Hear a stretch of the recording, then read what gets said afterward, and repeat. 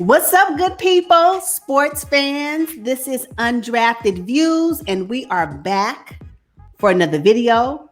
On this channel, we talk about sports from the sidelines, and we are here. My name is Evay. I'm here with my co-host. Say hey, Sha. Hey, y'all. What's going on? And for this episode, we're going to talk about some of the obvious flaws that the remaining NBA teams have. As we get closer to the NBA playoffs. And so we're going to share those with you today. Let's get started. Okay, so I think it's only right to talk about the number one team overall in the NBA first. We have the Milwaukee Bucks. So when I think about Milwaukee, I mean, obviously, they're number one, so they are a solid team. Yes. But they're in the East. And, when I think about Milwaukee, I think their biggest flaw, as I've said before in previous episodes, is that they only have Giannis. They only have Giannis. I mean, you can't count on Chris Middleton or Eric Bledsoe or Sterling Brown or George Hill. You can't count on them to have a big game. You know? Pretty much Giannis or bust. Yeah. Pretty much. Basically. So, yeah, he has to stay healthy. And he needs to play the maximum minutes. The whole game. When he is off the court, they're subject to go under. So yeah, Giannis, you're the man. You are the man, and hopefully, player of the year. Yes, hopefully. So yeah, Giannis, you got to carry it. Sorry. So yeah, that's an obvious flaw from the Milwaukee Bucks. Yeah. Moving on. So Houston Rockets. Yes. I know you have an obvious flaw for those Rockets. My gosh. You live by the three. You die by the three. And they have no D. So I just defense. They have no defense. So yeah, they lack consistent defense. And that's a flaw of theirs. Yeah. And again, I said in previous videos, I hear that defense wins championships. So if that statement is true, Houston, we got a problem. Right. So for me, I am a Rockets fan. I love Russell Westbrook. I'm just saying, he's coming back from injury, and I cannot wait to see him on the court. You are not a Houston Rockets fan. You are a Russell Westbrook fan. Okay, who happens to be on the Houston Rockets. You know what? Russell Westbrook was still on OKC, you would be a Russell Westbrook fan that is supporting OKC. Let's just be honest. What it is. Yeah. Oh, you know what? That's a true statement, because wherever he goes, I'm going. I don't care if he's playing for the Memphis Grizzlies. I'm still riding with Russ. That's my point. Yes. So, but that's nothing wrong with that. And so that's cool. So yeah, where Russ go, you go. That's true. So the Rockets, my obvious flaw is their coach. Mike D'Antoni is just not it. He allows them to do whatever they want to do with no real structure. Everybody's shooting threes from all over the place. There's no defense. I just don't think his ego allows him to step to Russell's ego, James Harden's ego, PJ Tucker's ego. His ego is not big enough to deal with those ginormous egos he has on the court. So I think next year the Rockets need a new coach. You know what? Let me tell you something. If they don't make it out of the first or second round, the way these coaches are dropping like flies, it will be real simple, real easy right now to do it. Real easy. It's almost like, are they telling them on the flight home? Do they know before they leave Orlando? I'm like, you couldn't wait 4 days. So yeah, D'Antoni, your days are numbered, unfortunately. Yeah, I'm sorry. I'm sorry, Mike. And what is it? Is it if they don't make it to the finals? Oh no, win. I mean, what is it? Hey, you playing James Harden, all types of money, Russell Westbrook, and those guys. You need to make it out the first round. That's a given. You got to make it out the first round. I think he would even be. I think even for the second round, it's still gonna be an issue. Yeah. Yeah. Yeah. Oh, Tony. Okay. Well, maybe he'll go to New Orleans. Nah, he's gonna retire because we need a vacancy. We need another vacancy. Okay. In the NBA. There's just all types of obvious basketball minds who need to take his seat. So I like that. All right. So Los Angeles Lakers.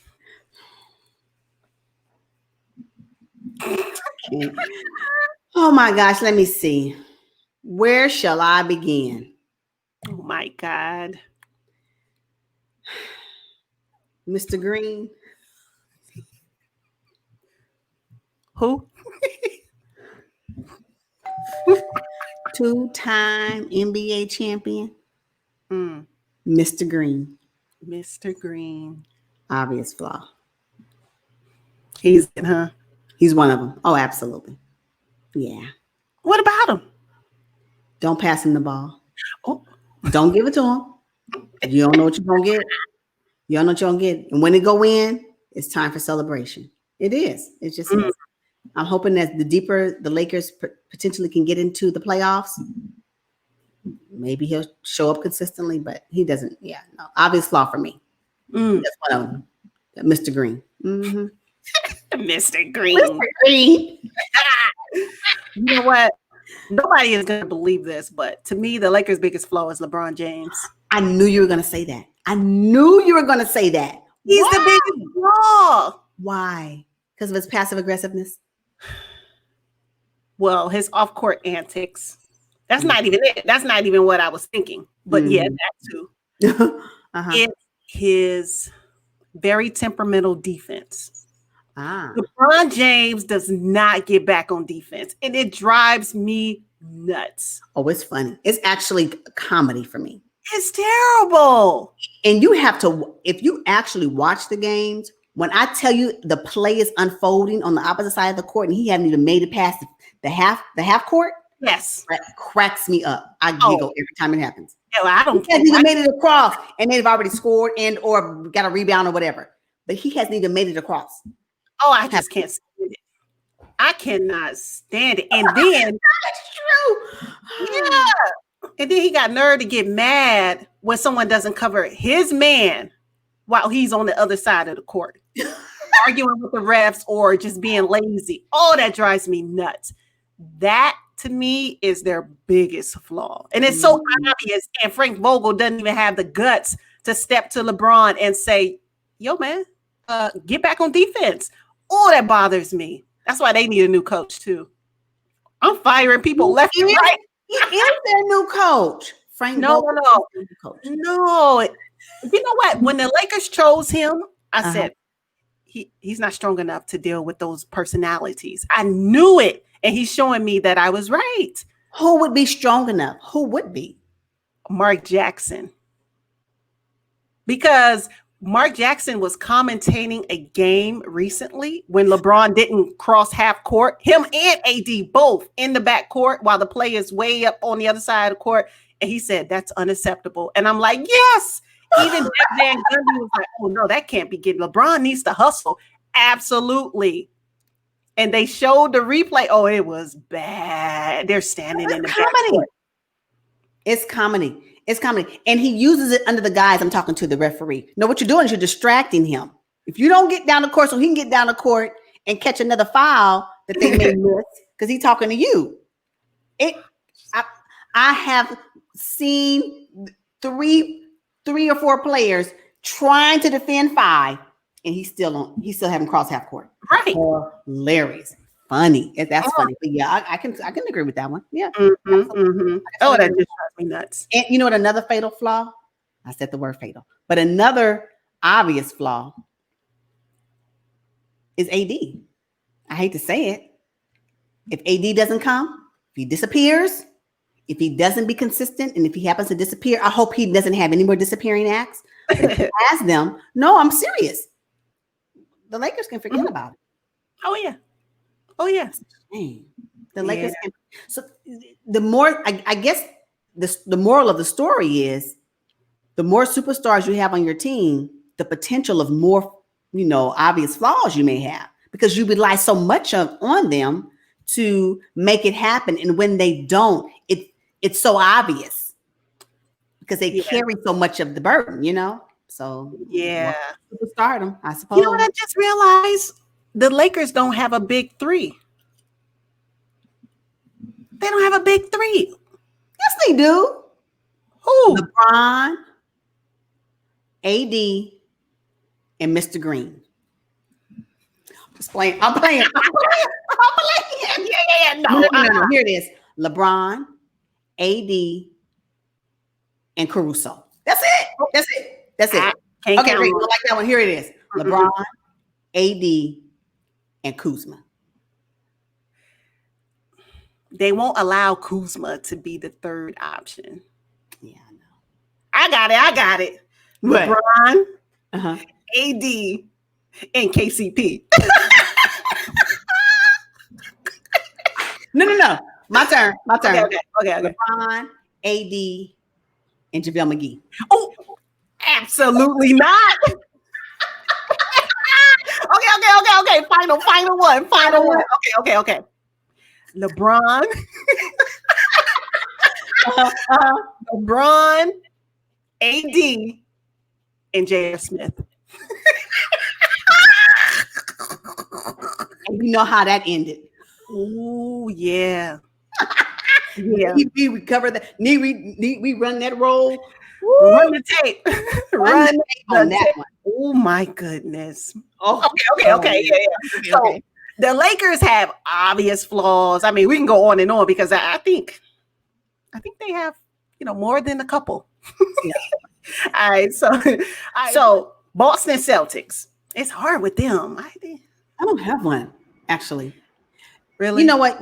You mentioned when we were offline that it could potentially be their lack of championship experience.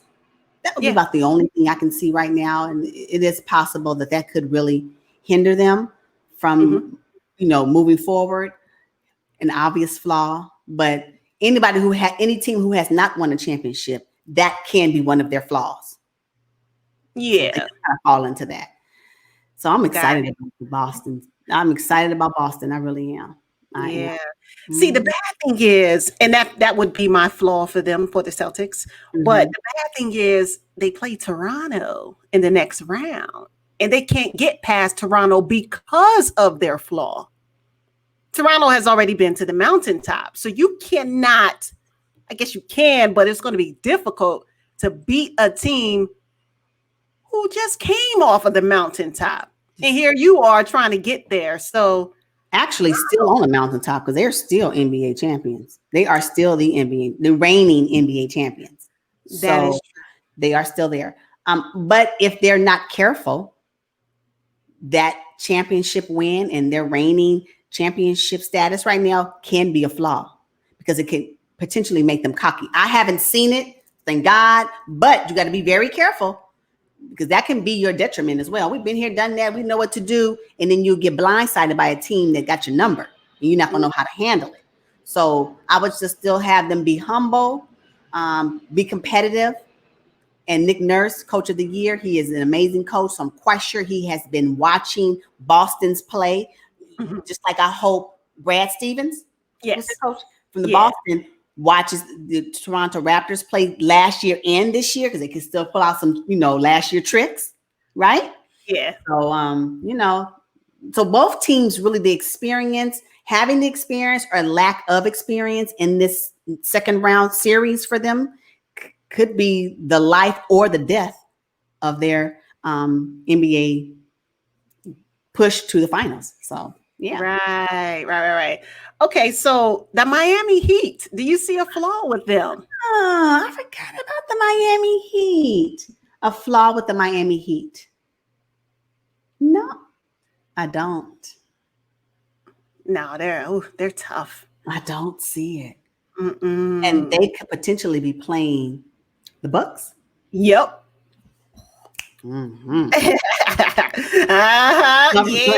Yeah. So, the Miami Heat, the biggest flaw is that they have no flaw. or their flaw may be revealed in round 2. Not against the Bucks, it won't. No. They are going to bully the Bucks. All you got to do is double team Giannis and force Chris Middleton to beat you. It's not going to happen. It's not going. Mm-mm. So do I hear Bucks going home? Ooh. Do I hear it? Giannis, you'll be spending time with your newborn here very soon.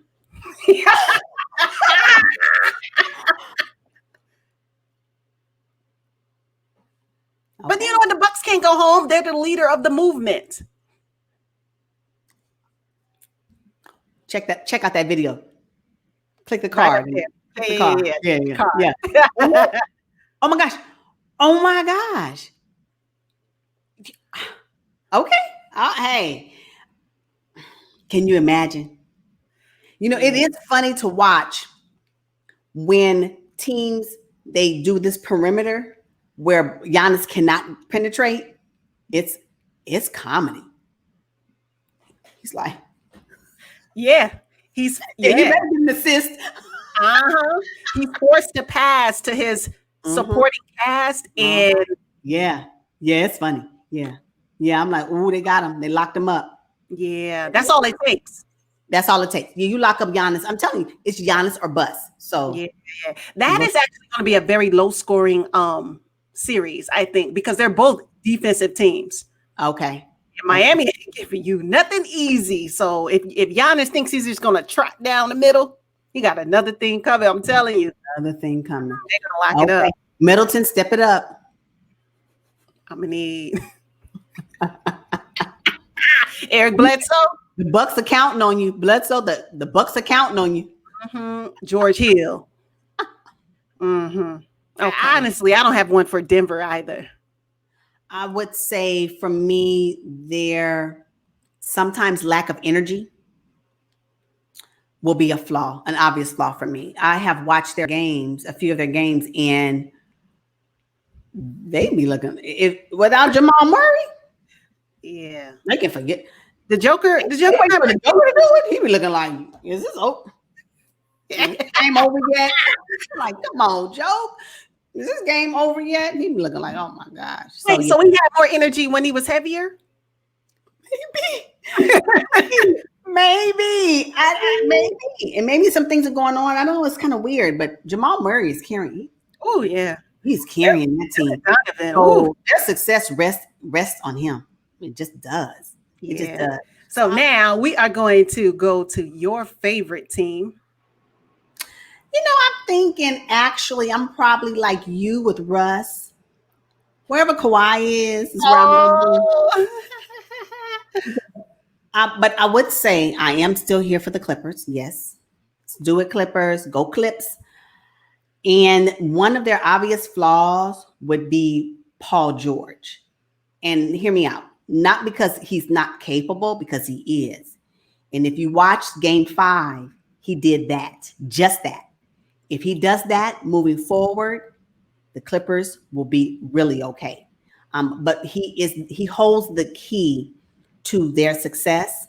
He's not the only one by far, but he's a piece of the puzzle for sure. Yeah. We need for him to feel good, confident, and make it happen like he did in Game 5. If Game 5, Paul George shows up for the remaining of the series and moving forward, if they move past the Mavericks, the Lakers are going to be something to, I keep saying the Lakers, the Clippers, are going to be something to behold. But Kawhi is going to show up. He's going to give you what he's going to give you. So I'm solid that Kawhi is going to do his part. Yeah, he's been amazing. We'll do theirs as well. But that Paul George is a major piece to the puzzle, and we need for him. So if he's not there, that is an obvious flaw. Mm-hmm. Okay. Mm-hmm. Well, for me, I think the Clippers, they check out of the game mentally. I can see that. You know, they get up on, the Mavericks or their opponent by 15, 20 points from the jump, and then something about halftime and all the energy is out of the building. It's amazing. Yeah. And that, to me, that is a huge flaw because you got to play a full 48. You got to be locked in the whole game because you got to understand these are NBA players. All of them. Yeah. You can't no. You will lose a game if you mentally check out. I totally agree with that, because when the Clippers are up, maybe in quarter one or quarter two, I'm like, come get me and talk to me in quarter four, because I have this doubt that they will lose the lead, and then they'll be scrambling and fighting to win. And I've seen it happen time and time again. So yes, they pretty much take their foot off the gas. I don't know how they do it. I don't know why they do it, but they do it. Yeah. And and that's another thing too. I think if the Clippers aren't able to play a physical game, like if the refs are calling it tight, the Clippers lose focus and they're not able to play Clipper basketball. If Montrez, the game that Montrez had to apologize to Luka, he played flat. All of his emotion was gone. And I don't know if it was because he was eating humble pie. I just don't know. Yeah. I don't know what the situation was, but he didn't play well. The Clippers lost. And to me, the game was just, it was flat. It was flat. So they have to be emotionally charged in order to play well.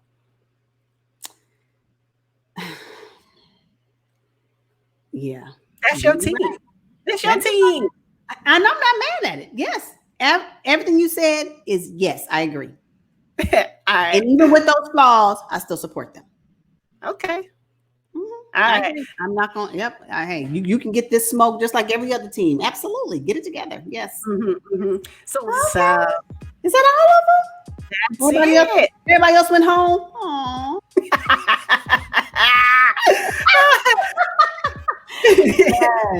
Yes. I'm looking forward to the next set of games, though. I can tell you that.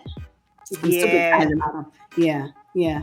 I'm glad the NBA is back since they decided to, end their boycott. But hey, was there a boycott? Check the video. Check the video. All